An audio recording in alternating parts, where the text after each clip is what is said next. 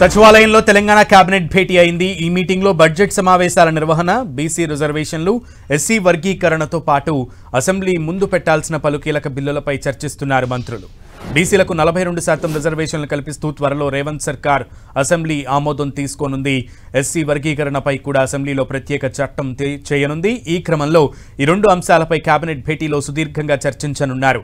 దీంతో పాటు బీసీ రిజర్వేషన్లపై కేంద్రంపై ఒత్తిడి ఎలా తీసుకురావాలన్న దానిపై చర్చించనుంది కేబినెట్. అన్ని పార్టీలను కలుపుకుని ఢిల్లీ ఎప్పుడు వెళ్లాలన్న దానిపై ఓ నిర్ణయం తీసుకోనుంది. అయితే అసెంబ్లీ సమావేశాల్లో బీసీ రిజర్వేషన్లు, ఎస్సీ వర్గీకరణపై చట్టం చేసిన తర్వాత ఢిల్లీకి అఖిలపక్షంతో వెళ్లాలని సర్కార్ ఆలోచిస్తోంది.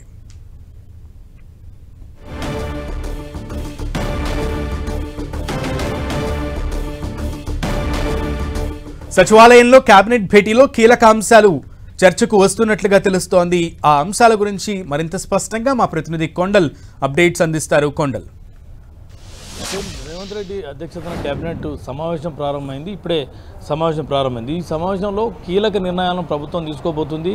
ప్రధానంగా అడ్మినిస్ట్రేషన్ పరంగా అనుకోండి, పరిపాలన పరంగా కీలక నిర్ణయాలను తీసుకోబోతుంది. వీటిలో అత్యంత ప్రధానమైంది బీసీ రిజర్వేషన్ల బిల్లుకు సంబంధించి 42% రిజర్వేషన్లు కల్పిస్తామని ఇప్పటికే ప్రభుత్వం ప్రకటించింది. అసెంబ్లీలో అనౌన్స్ కూడా చేసింది. అయితే మళ్ళీ రెండో విడతగా సర్వే చేసిన పరిస్థితి ఉంది కాబట్టి దానికి సంబంధించిన రిపోర్టును కూడా ఈరోజు కేబినెట్ ఆమోదం తెలుపబోతుంది.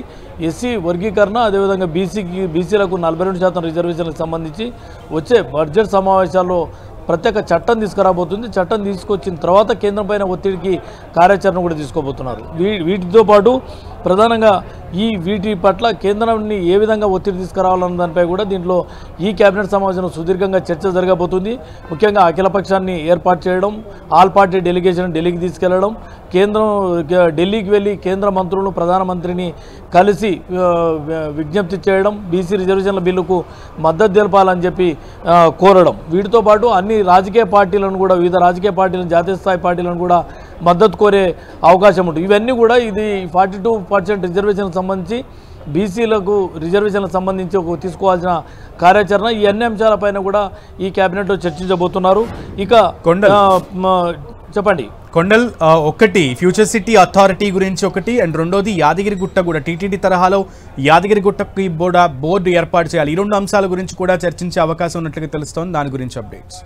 ఖచ్చితంగా వైటీడీ అంటే యాదగిరిగుట్ట టెంపుల్ బోర్డు టీటీడీ తరహాలో ప్రత్యేకమైన బోర్డుని ఏర్పాటు చేయాలని చెప్పి ఇప్పటికే ప్రభుత్వం నిర్ణయించిన నేపథ్యంలో ఈ కేబినెట్లో దీనికి ఆమోదం తెలుపబోతున్నారు. టీటీడీకి అంటే స్వయం ప్రతిపత్తితో తిరుమల తిరుపతి దేవస్థానానికి ఏ విధమైన బోర్డు ఉందో, ఈ యాదగిరిగుట్ట టెంపుల్ డెవలప్మెంట్కు సంబంధించి కూడా యాదగిరిగుట్ట టెంపుల్ బోర్డును నియమించబోతుంది ప్రభుత్వం.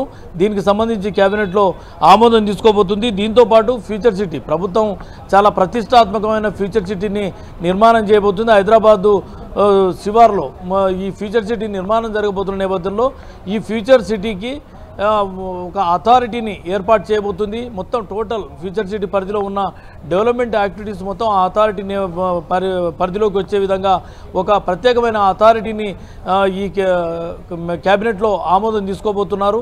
ఈ ఫ్యూచర్ సిటీ అన్నది భవిష్యత్తు అంటే మొత్తం హైదరాబాద్ విస్తరణకు ఇదొక, హైదరాబాద్ అభివృద్ధికి ఇదొక కేంద్ర బిందువుగా ఫ్యూచర్ సిటీ నిర్మాణం చేయాలని చెప్పి ప్రభుత్వం భావించిన నేపథ్యంలో దీనికి ఒక ప్రత్యేకమైన ఫ్యూచర్ సిటీ అథారిటీకి ఈరోజు కేబినెట్లో ఆమోదం తెలుపబోతుంది. సునీల్.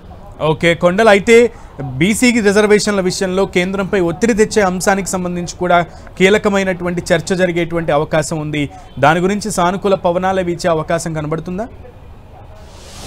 ఖచ్చితంగా బీసీ రిజర్వేషన్లకు సంబంధించి అన్నది ప్రభుత్వం ఒక ప్రతిష్టాత్మకమైన తీసుకున్న నిర్ణయంగా ఉంది. ఎందుకంటే దేశంలో ఏ రాష్ట్రంలో కూడా ఇంత సాహసోపేత నిర్ణయం తీసుకోలేదు కాబట్టి దీన్ని పూర్తి స్థాయిలో ప్రభుత్వానికి మంచి పేరు రావాలి, అదేవిధంగా బీసీలకు 42% రిజర్వేషన్లు కల్పించాల్సిన బాధ్యత ఉంది కాబట్టి ఈ అంశాన్ని ప్రజల్లోకి తీసుకెళ్లేందుకు కూడా దీన్ని ఉంటే కేంద్రం పైన ఒత్తిడి తీసుకొచ్చి జాతీయ స్థాయిలో అమలు చేయాలన్నది జాతీయ స్థాయిలో కాంగ్రెస్ పార్టీ నినాదంగా ఉన్న నేపథ్యంలో దీనిపై ఒక ప్రత్యేక కార్యాచరణ పైన చర్చించే అవకాశం ఉంది. దీనిపైన ఒక తుది నిర్ణయం తీసుకునే అవకాశం ఉంటుంది.